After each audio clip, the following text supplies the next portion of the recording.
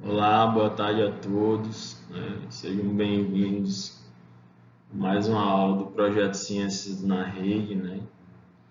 Quem fala com vocês é o professor Ramon. Essa aula é voltada para o sétimo ano, né? Essa nossa aula é uma continuação da aula número 3, que fala sobre tecnologias e novos materiais, né? Tecnologia e medicina.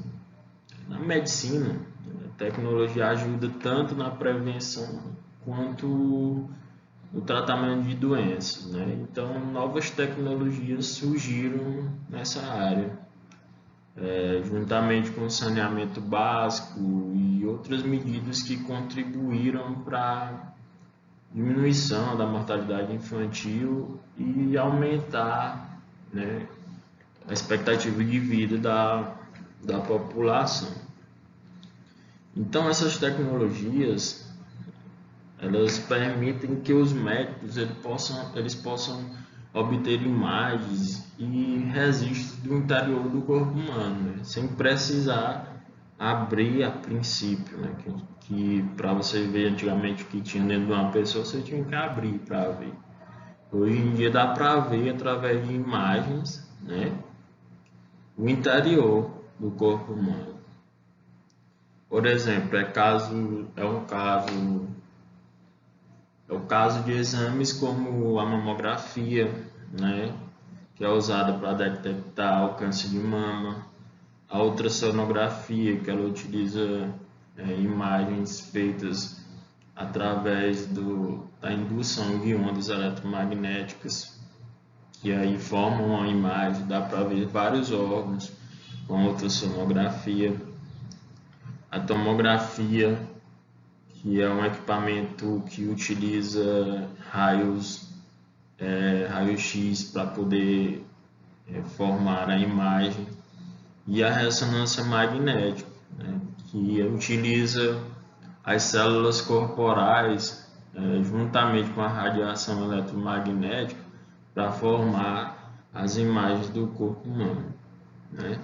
Então, os avanços da eletrônica e da informática, né, elas trouxeram muitos desses equipamentos que eu citei para vocês, né? E esses equipamentos eles foram ficando mais compactos. Por exemplo, nessa primeira imagem mostra a médica, né, examinando o paciente através da tomografia que eu falei para vocês. Esses equipamentos eles eram gigantescos, né? E agora eles estão um pouco mais compactados. E na segunda imagem, que é a 10.2, mostra o paciente fazendo um eletrocardiograma, que também esse equipamento era um pouco grande, agora ele se tornou portátil, né?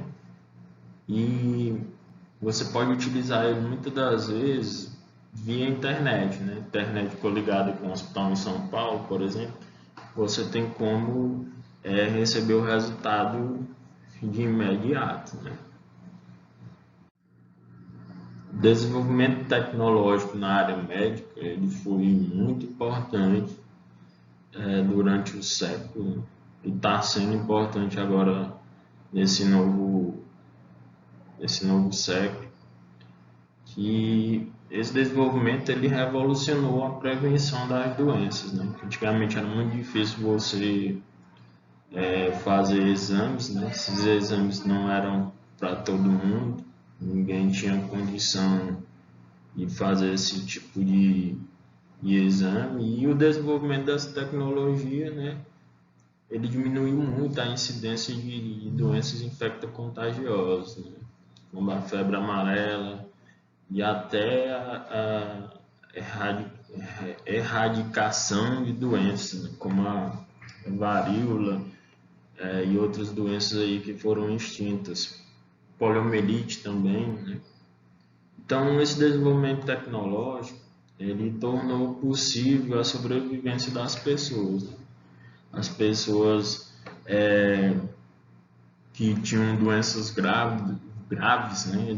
Elas puderam ter uma sobrevida maior, né? Melhorando a qualidade de vida, colaborando para que algumas pessoas voltassem a trabalhar. Então, por exemplo, quando a pessoa tinha um problema renal, né, que não tinha equipamento naquela época, o rim é um dos órgãos principais para filtrar o nosso sangue, né? A pessoa ficava muito prejudicada, né? Que não podia trabalhar, não podia tomar água, não podia fazer vários esforços, porque o rim tinha perdido sua função. E hoje em dia já existe um aparelho, né, desenvolvido justamente para isso. Eu coloquei essa imagem porque mostra um aparelho de hemodiálise, né, que ele serve para tirar as impurezas do sangue, né, para filtrar o sangue. Então, o paciente que tem insuficiência renal, ele pode, né, ter uma sobrevida maior, porque vai existir essa máquina que pode filtrar o sangue dele, né, para tirar as impurezas. Nesse mesmo sentido de desenvolvimento tecnológico, né, ele passou a ser bem importante também para as pessoas que possuem algum tipo de deficiência física, né?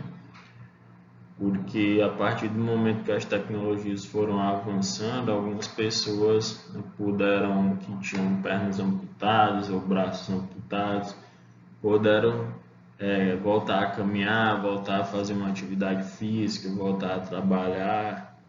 Então, essa tecnologia ela vem ajudando muitas pessoas, né? Há milhares há alguns anos, né? Vamos dizer. Então, uma questão muito importante, né, é que muitas dessas técnicas de diagnóstico e tratamento elas são muito caras, né? Principalmente essas próteses, né? E o sistema público de saúde ele demora um pouco para praticamente não ajuda, vamos se dizer. Então, o desenvolvimento dessas novas tecnologias, novos compostos, novas maneiras, elas requerem muitos investimentos, né? E o governo ele praticamente não financia esse tipo de pesquisa, né? Então é um interesse mais das empresas privadas que podem vender o produto do que o próprio governo para ajudar a população, né? Então essa tecnologia ela vem sendo estudada da melhor forma para poder ter um custo mais acessível à população, né? Por exemplo, em um país como o nosso, que 1,3% da população tem algum tipo de deficiência e quase metade desse valor, né, tem um grau intenso ou um grau muito intenso de limitações, não consegue andar, não consegue pegar nada. Então, é preciso novas pesquisas e um grupo de pesquisa de biomecânica e forense, né, no Instituto de Ciências e Tecnologias ICT da Unifest, né, promete revolucionar esse futuro, né? Eu trouxe essa história para vocês saberem a importância desse estudo, né? Principalmente para crianças, né, que têm amputações, traumas ou alguma deficiência física ao nascer, né? Então, a partir de 2014, uma pesquisadora chamada Maria Elisete Kunkel, que ela é física, né? Também professora da disciplina de biomecânica lá desse instituto, né?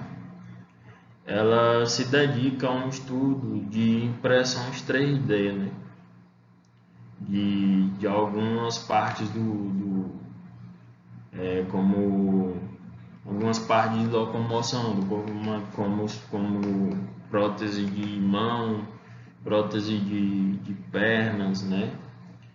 E além de essas desse estudo dela, desse desenvolvimento desse produto ser um produto mais leve que as próteses convencionais, né? Elas são produzidas de acordo com o corpo da pessoa, né? Fixadas através de um velcro. E o mecanismo também dela é muito simples e barato, né? Porque não contém componentes eletrônicos, é uma coisa mais viável. Por exemplo, a abertura da mão é artificial, depende apenas do movimento do punho do paciente, né?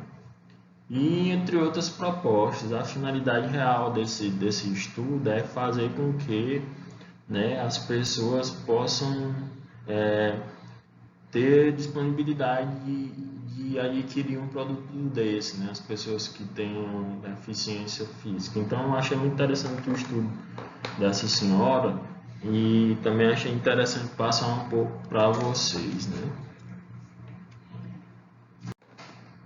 Tecnologia e o ambiente, né? A gente viu o desenvolvimento das máquinas simples, das máquinas térmicas, né? No estudo passado, na unidade passada, né? Trouxeram várias mudanças econômicas, culturais e tal, mas também aumentou a produção de poluentes, né? Então, vimos também que combustíveis fósseis como o carvão mineral e o petróleo, eles são fonte de energia farta e barata, né? Mas também eles têm os contras, né? Que poluem muito o ambiente, né? E essa poluição ela precisa ser monitorada de alguma forma, né? E a forma de monitorar esse tipo de poluição são as tecnologias que são voltadas ao ambiente. E essas tecnologias, elas também, né, elas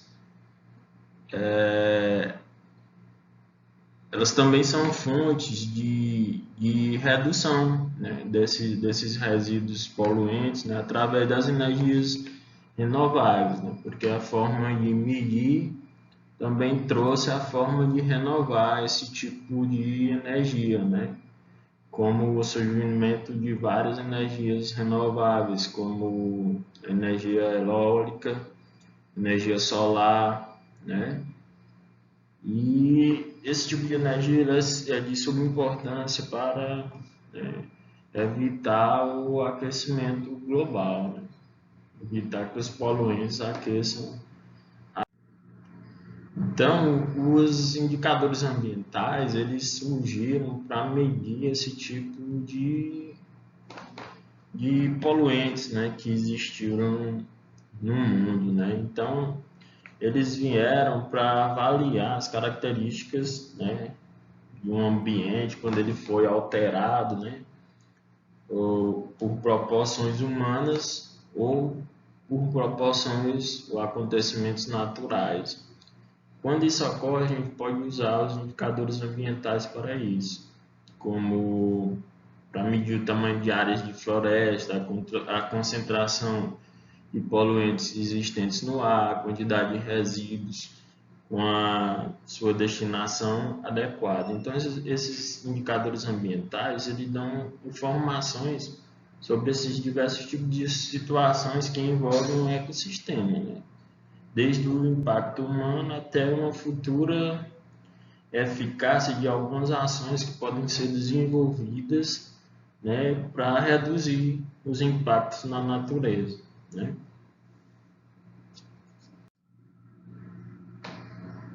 Tecnologias da informação e comunicação, né?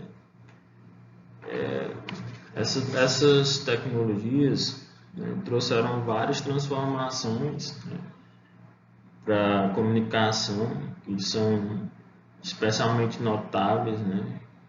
Vamos falar aqui um pouco do ábaco, né, e da internet, que são duas tecnologias da informação de comunicação que foram utilizadas em períodos diferentes para destinos diferentes, né? O ábaco, por exemplo, ele é um elemento de contagem que é representado por bolas, né? Que uma linha representa unidade, outra linha representa dezenas, e ele surgiu na Mesopotâmia há cerca de 5.500 anos atrás, né?